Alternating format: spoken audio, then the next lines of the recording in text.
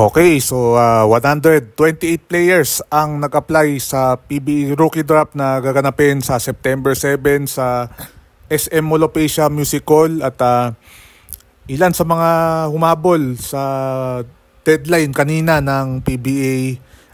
Actually, may nagsabi sa atin na siya ang pinakauling player na nag-apply, nag-submit ng kanyang application at ito ay si Gio Chu, ang dating center ng Ateneo Blue Eagles na minsan din naglaro sa Gilas Pilipinas under kay Tab Balduin, na ngayon nasa Abra Weavers ng MPBL. So dahil pasok na si Gio Chu, marami nagsasabi na isa siya sa mga players na maagang mapipili dito sa annual event na to. Siyempre, ang mga big names si Juan Gomez de Liliano, si Jason Brickman, ang dating NCAA MVP si Will Gosum, at ang minsan naglaro sa Batang Gilas na si Dal Panopio. So, yun nga, again, 128 players. Mas marami pa to compare last year na 70 ang nag-apply. Kung tutusin, hindi to expected na ganito kadami ang mag-a-apply dahil nung nagsimula nga yung application sa draft, maraming concerns kung gaano karami ang papasok, especially bago itong huling linggo ng period ng pag-apply,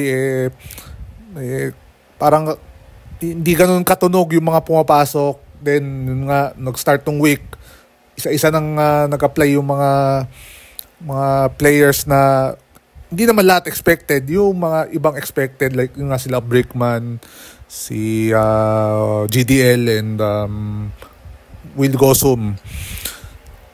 Marami ding umaasa na si Kobe Parasan mag-a-apply, especially recently nga daw parang nagte-training na ulit siya matapos yung kanyang matagal na break sa pagbabasketball. Yun nga lang, mukhang tinuloy nga niya yung sinabi niya noon na sa kanan lang siya mapapadrop dahil sa inis niya dun sa 3-year ban na rule, bagong rule ng PBA. So wala si Kobe Paras, DJ Penner wala din. Nag-tweet pala si Charles Chu kahapon at kinonfirm niya na itong player niya sa SGA nung Jones Cup baka next year na lang din. And also si CJ Lane, 6'10" center ng Batangas sa MPBL, hindi yun nag-apply para sa draft. So sabi natin kulang or wala masyadong big name player, syempre dahil karamihan ng mga kilala nating talagang matunog talaga option nila maglaro sa B-League or sa Korea. And then yung request ng PBA sana sa UAAP na baka pwedeng luwagan nila yung rule na payagan nila yung mga graduating players na kahit hindi pa nagsisimula yung UAAP or ongoing yung UAAP, payagan silang magpa-drop without losing their eligibility. Pero yun nga, yung UAAP few days ago, sinabi nga nila na they politely decline yung request ng PBA.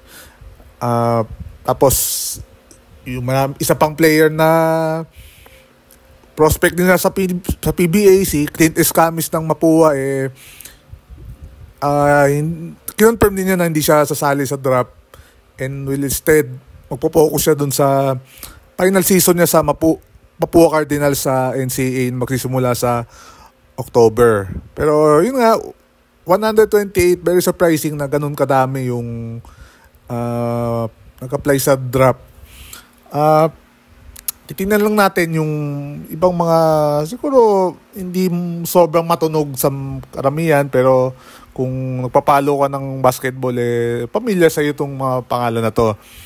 So example dyan itong si Yuken Andrada ng San Beda, sa St. Benil si Tony Inot na isa rin sa mga best players sa NCAA, si LJ Gonzalez, formerly of FPU na ngayon nasa Quezon Huskers ng MPBL, Chris Kuhn ng Ateneo, at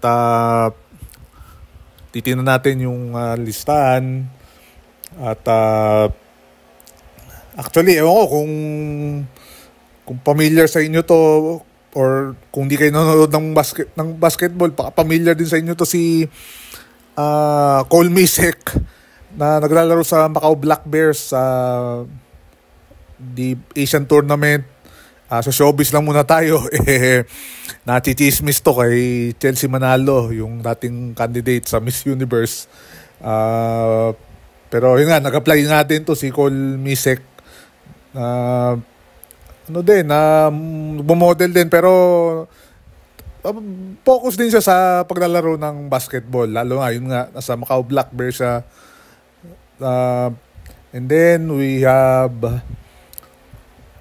ito pa, yung si Jack Cruz Dumont ng dating UE player na anak ng dating NBA player na si John Dumont.